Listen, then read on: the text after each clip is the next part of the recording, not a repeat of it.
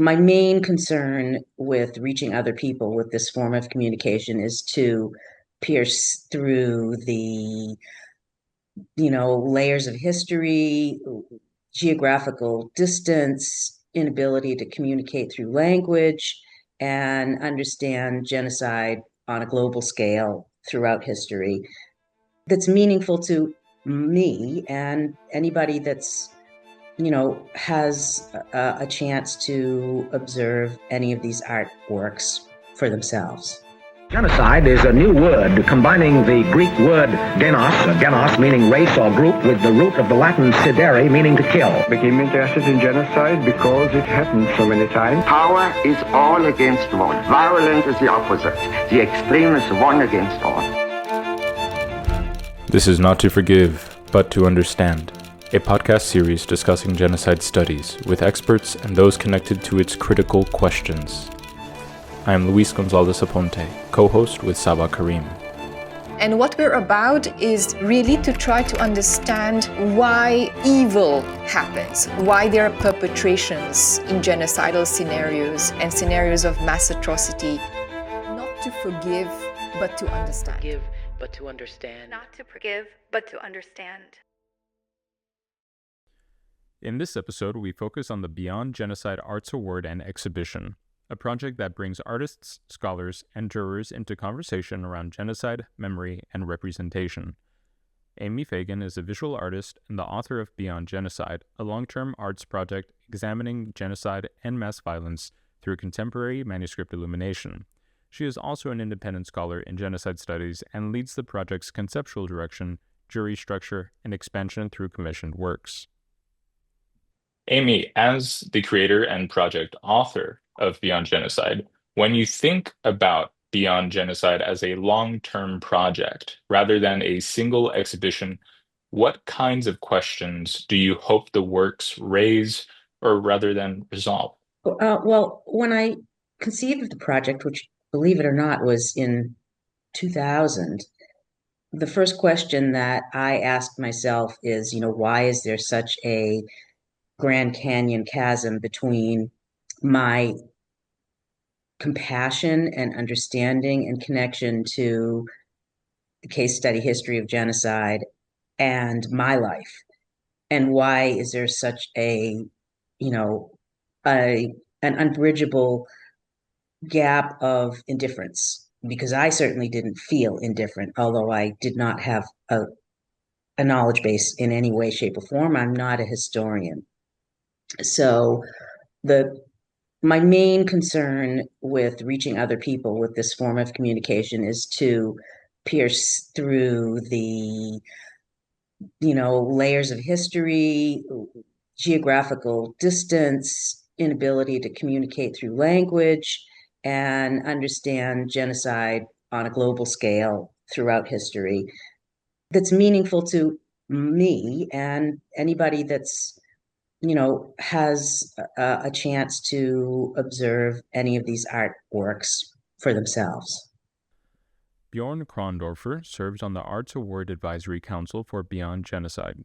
He is a Regents Professor and Director of the Martin Springer Institute at Northern Arizona University, where his work focuses on religion, memory, and ethical engagement with mass violence. Looking back at your involvement from the inception of Beyond Genocide, what core vision or need did you and the founding team hope this competition would address within the global art community? So as one of the members of the advisory council and also the people who make some choices on who to invite as an artist and who to find the kind of a voting in, discussing who the artist should be, who should get the prize. We are continuing a longer art project by the founder, Amy Fagin, who has worked on, in her own particular style, on visually representing the genocides without being graphic or direct, but really through an artistic means that inspires people to think about the gravitas, the gravity, the implications of what a genocide might mean. It's a not direct graphic image. It's like you have to engage with the art. And I think her idea is that this kind of very specific approach to genocidal violence that is not photojournalism, that is not political art or a poster that you carry in a demonstration, for example, but something that engages the viewer in a different way and actually asks for engagement.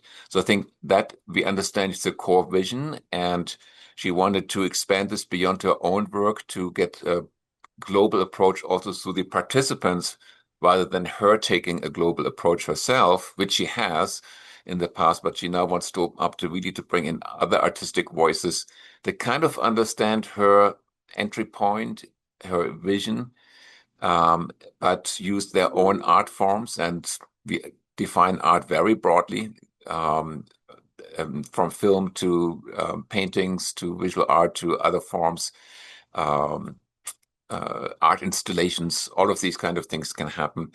And who somehow replicate her vision of a form that draws a person in and then have him or her think through the implications of genocidal violence after the fact, so to speak. So Beyond Genocide, I think, has two meanings. One is beyond, it's not the graphic, indirect assault that we're witnessing. And beyond might also mean a time, as in we now have had time to reflect upon it because we know what this genocide has been, and we can begin thinking about the repercussions of it. That is my understanding of the project as one of the jurists and advisory board members. Sabah Carrim serves on the Arts Award Advisory Council for Beyond Genocide. She is a postdoctoral scholar in Holocaust and Genocide Studies at Northern Arizona University's Martin Springer Institute and a visiting scholar at Rutgers University's Center for the Study of Genocide and Human Rights. Sabah, you were just appointed to join the panel. What are your thoughts and hopes on the future of this competition? Thank you, Luis. I believe this competition, because it's innovative, there is no other like it so far in terms of the connection between art and genocide. I believe that this competition has a lot of potential. First of all, the award is $5,000. It's not a small amount. And the promise is that the winner would be given the chance to display their work in many forums at once. And of course, it is international.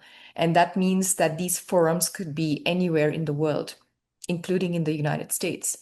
Now, as a creative writer, what I know is that if there is, for instance, a call on wild rice, the theme being wild rice, you will inevitably have, say, about 100 entrants. Out of 100 entrants, the first 3 will get prizes, the first, second, and third prize maybe. And the rest of the 97 will probably be disappointed. What will happen is out of the 97, 50 will go on to maybe just drop the project and forget that piece they wrote. But the remainder would probably find a different competition or a different venue to have that short story published about wild rice in which they put in so much effort.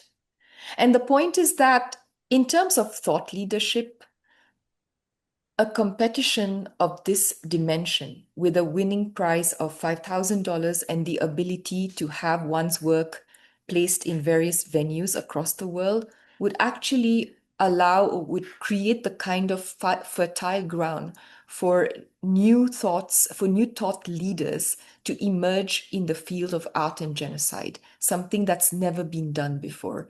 And that is the reason why I'm very excited about having been invited to be on this panel and, of course, to experience the judging of the competition with my colleagues. Amy, back to you. Beyond Genocide sits alongside academic genocide studies without replacing it. How do you think about the distinct contribution art makes to understanding mass violence? I think it gives an opportunity for people to reach a level of understanding through an emotional portal. And I think all artists worth their salt will tell you that they are not answering questions, but asking more questions and helping people to ask their own questions. So, and especially with regards to visual art, it's a very one-on-one kind of encounter. So you're forced to be with the spirit of the artist that produced the original work, and it's static, so it gives you an opportunity for contemplation. So it as I said before, it just really cuts through those layers of history and geography and anything that really prevents an authentic, vital communication between the artist and the viewer. Linda Paganelli is the 2024 to 2025 Beyond Genocide Award recipient for her project Echoes of Abandonment. She is a visual anthropologist and artist whose work uses immersive and sensory approaches to explore genocide, memory, and their ongoing social aftermath. As a previous award recipient of Beyond Genocide, when working within a project explicitly focused on genocide, where do you choose to enter the subject, being through history, through memory, material, or sensory experience? The answer it should be more complicated than what I'm going to say, because I believe entering the topic of genocide is not only from an angle, and regarding my path, my journey, being a visual anthropologist, started from war zone like Afghanistan and the Middle East. I think step by step I reached the subject, and is a mix of field research, history, archives, and more importantly, testimonies. So I think for me is a combination of all of this. And of course, I never met victims of past genocides, like people that are gone, of course, but I met a lot of people that survived in my life. And so this gave me also the strength to carry on and tell this story in a multimodal way. So not, let's say, beyond academia, also to reach a larger number of people. So I would say is a combination of all of this. And until few years ago, I didn't even know that this was my subject. I realized after working on a few projects, and now, yeah, it's very clear for me. Alexis Herr is a member of the Beyond Genocide Arts Award Advisory Council. She is a Holocaust historian and educator, and currently lectures at the University of San Francisco with a focus on genocide education and public history. Now that the competition has been running for a year, what impact have you observed on artists, audiences, or global conversations? And how do you envision its role evolving in the future? For me, I think that one of the most important and powerful things about genocide education is thinking about ways that we can engage with diverse audiences and leave a lasting impact. A lot of the work that I do focuses on testimony because it's hard to hear a personal story and walk away and not have it be rattling around in your brain. And what art can do is something similar. It raises greater ways to connect with something that feels too challenging to understand. And because of this, it makes it perfect for us to be doing this art competition. In terms of how does it reach, new groups, new people, it's a universal language. Art really is. And so one of the things that we as a committee did was consider which genocide to talk about and invite applications for it this year. And I was really pushing for the Rohingya genocide in Myanmar, Burma. And part of the reason for that is because I have friends who are survivors of this genocide, and they're so frustrated that no one is talking about it, that there is such a global silence around this very long-lasting conflict.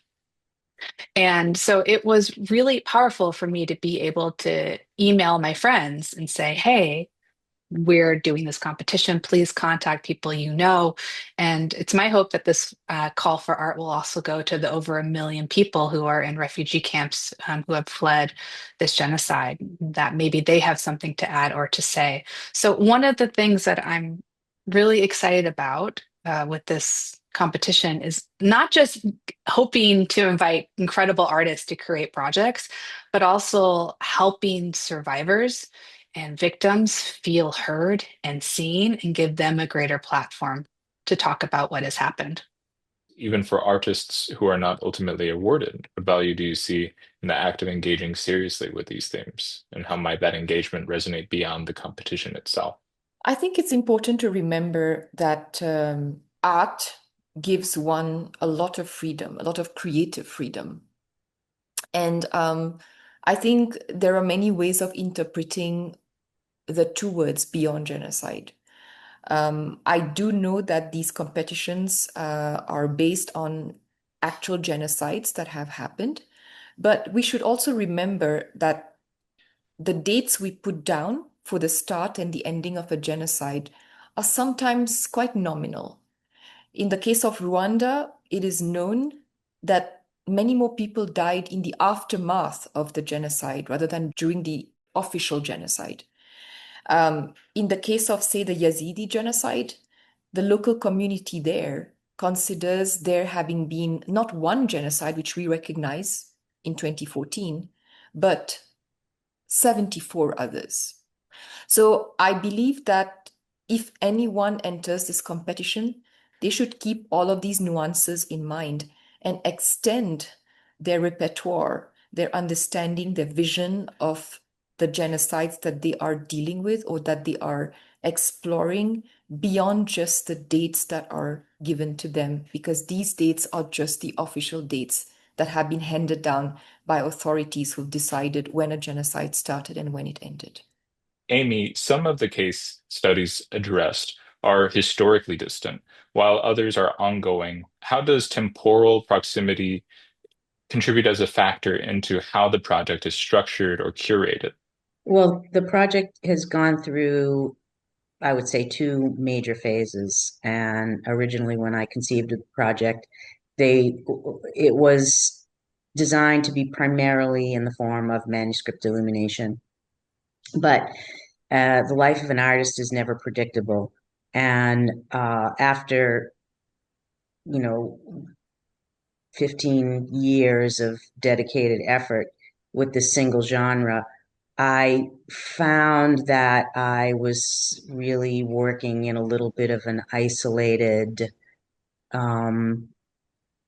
echo chamber and wanted to bring in other artists working different modalities to help build a conversation between the art pieces. So there's a foundation with this rubric that, the illuminated manuscript as a sacred art form that is, reflective of the best efforts of humanity, and with that expectation that we come to this project, come to experience the work itself with an understanding of our own failings and our own best efforts. And I think by building the conversation, by creating this contest and including other modalities, it's really created I would say, an enriched artistic environment that builds on the original idea.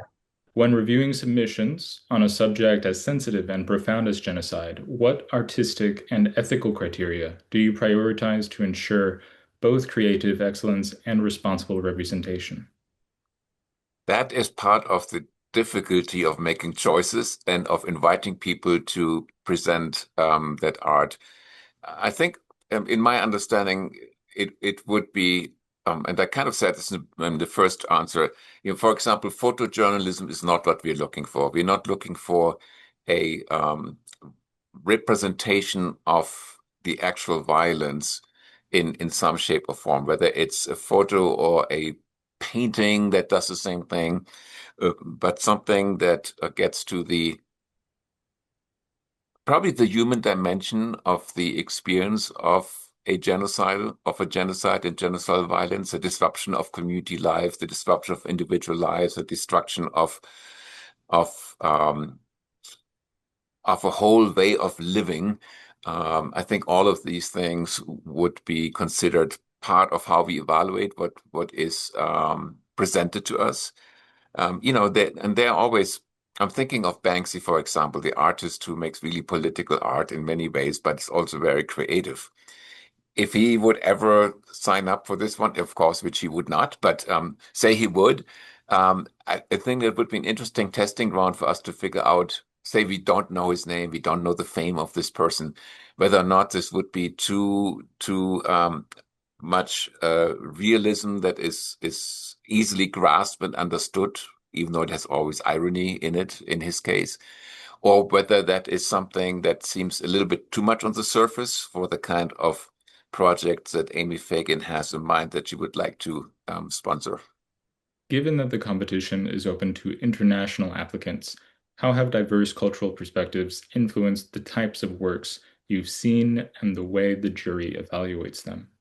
I've said this before, but I think art really is a universal language, but narratives are not. I was concerned, for example, last year we did looked at art submissions that dealt with the genocide in former Yugoslavia or in Bosnia. And there are conflicting narratives about this genocide. The kind of, brass tacks of it are the victims were Bosniaks who were Muslim, and the perpetrators were Bosnian Serbs who are predominantly Christian. And present day, there is denial in part by Bosnian Serbs in the government that claim that what occurred was not a genocide, despite recognition, international recognition that it was. So I was fearful that we were going to perhaps have a submission that would have been a counter narrative. Fortunately, we did not. So I think, that's something that I'm always kind of paying attention to. There are, in every genocide, unfortunately, there's denial. It's part of the story. So we're always having to be careful of that. Linda, as a selected artist, what drew you to Beyond Genocide as a framework for engaging with the history of genocide through installation and visual form? So there is many layers to be mentioned. So first of all, Amy created a beautiful series of illumination to which I relate in Echoes of Abandonment. So these same pattern are reproduced on the piece itself. So it meant that there is a dialogue between the illumination and the piece itself. Also, sort of say that there are some patterns that in all these histories are the same or happen, they're slightly different, but the main idea behind it, or the main cruelty, or the main violence, or the main historical situation are similar. And also, of course, going into the bigger frame of it, being part of Beyond Genocide, having this possibility also brings in educational work and possibility to have a communication with not only Beyond Genocide, but the whole community of genocide studies experts, and also now will bring us to an Holocaust museum in Johannesburg with the permanent collection. So it opened up a lot of different sector and possibilities that otherwise I would not have reached alone. Amy, and for your final thoughts and final words, when audiences encounter these works in a museum or exhibition space, as Linda noted, a gallery, what kind of engagement do you hope they leave with? Do you hope that they leave with an intellectual, an emotional, or something else entirely? And after that, how else can they engage with Beyond Genocide? Well, the original series as a genre in and of itself, the form of manuscript illumination, is really a type of art form that is meant to be appreciated for a lifetime. And these specific art pieces are thoroughly researched, whether it's the historical component or testimony, to provide a really like a portal through time and space for an individual to understand. First of all, for me to understand, to just develop a visual concept out of the research that was compiled, an accurate case study.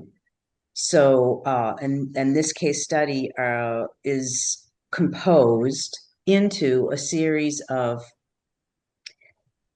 anchor cultural components of both the victim and the perpetrator population in the location that this atrocity crime took place, historical, geographic, so that the individual can really get a sense of, after really looking carefully at each one of these illuminations and selecting individual aspects, asking questions about different components, whether there's an illuminated prayer or an artifact that would explain a visual piece of architecture or component of, the cultural history and cultural identity of the victimized group, in the context of the history of that crime in and of itself. So, understanding is really, I would hope, the key, but there's also a level of real, just sort of awe and appreciation and an upwelling of compassion that I think is an inevitable component of looking at artwork that is so exquisitely technically ascribed and appreciated. We're all looking at the new artists that are submitting their prototypes and discussing how the prototypes will be part of the dialogue. And in the case with Linda's work, I think one of the takeaways for me is how vital and raw and alive the videos are on this beautiful, subtle monument that can be put in a multiple gallery settings from, I think my aim with the project itself was to make it available in a drugstore, if that's where, we could get an exhibition opportunity. Just, not so rarefied and, economically valuable, like a work of art in a museum setting may be, but to really just be a project that anybody and everybody can approach, even though the art form of the illuminated manuscript does have, a level of intellectual demand. But every art form really does. So, encourage people to just sort of step through and hopefully, with the next competition's winner, will increase that dialogue and employ a variety of modalities to help people through their indifference. Thank you. And just one final touch. How else can the audience members engage with Beyond Genocide outside of the art competition? Well, one of the new developments with the series is an effort to create a one-day seminar and two-day workshop for educators, primarily university professors who are working in a classroom setting, and also potentially cultural institutions that have an educational component that look at mass atrocity crimes to help inform the general public and, within the construct of their communities. And these seminars will give people an opportunity to get a better understanding of how to teach and think critically about each individual modality, whether that be visual arts or performance arts or literary arts. So we'll examine some of the leading artists of our time that have chosen to work with some of these case studies. And that's be a wonderful way for, really any educator to participate with this project. And the exhibition is open to any artist that would like to submit a proposal. The award is $5,000, and ultimately I'll probably turn the award process over to an institution. We'll oversee it now, but as we move forward, I've got a commitment to 8 of these annual awards, and I'm thinking after year 4, I'll probably have an institution manage the rest of the oversight. This has been Not to Forgive, but to Understand, with Amy Fagin, members of the Beyond Genocide Arts Award Advisory Council, and previous award recipient Linda Paganelli. You can follow the podcast for future conversations on genocide, memory, and responsibility, and find this episode wherever you listen.